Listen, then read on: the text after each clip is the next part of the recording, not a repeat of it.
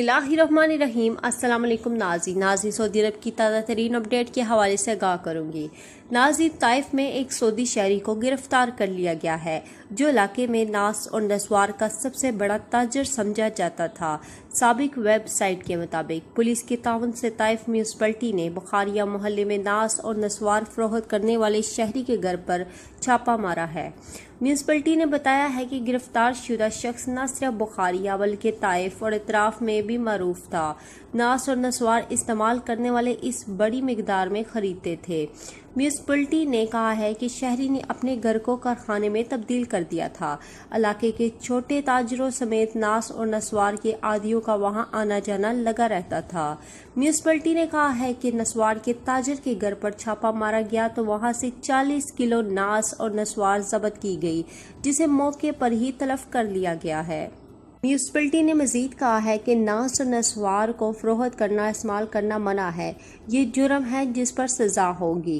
Municipality ने बताया है कि अब तक मुतअद्दिद शहरियों और मुकीम गैर मुल्कियों को नास और नस्वार फरोख्त करने के इल्ज़ाम में गिरफ्तार किया जा चुका है।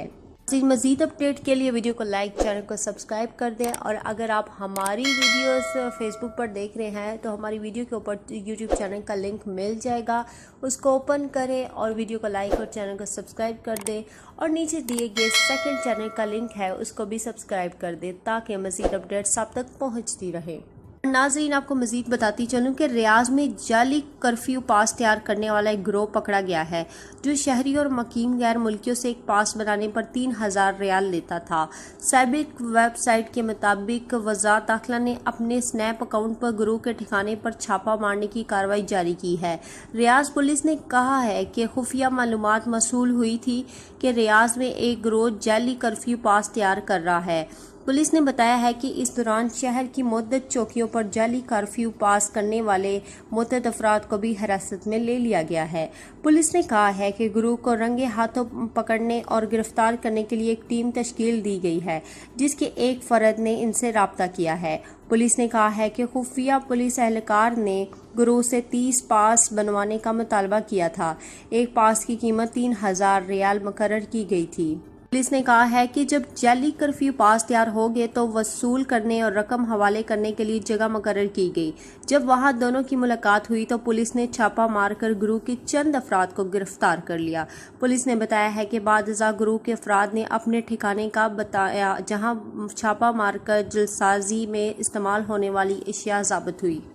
उम्मीद है दोस्तों आज की वीडियो पसंद आई होगी। पसंद आने की सूरत में वीडियो को लाइक, चैनल को सब्सक्राइब कर दें और बेल आइकन पर भी क्लिक कर दें। और अगर आप हमारी वीडियोस फेसबुक पर देख रहे हैं तो हमारी वीडियो के ऊपर यूट्यूब चैनल का लिंक मिल जाएगा, उसको ओपन करें, वीडियो को लाइक और चैनल को सब्सक्राइब कर दें ताकि नई अपडेट्स मिलती रहें। और नीचे दिए गए सेकंड चैनल का लिंक है, उसको भी सब्सक्राइब कर दें। तो अब तक के लिए इतना ही। जज़ाकल्लाह।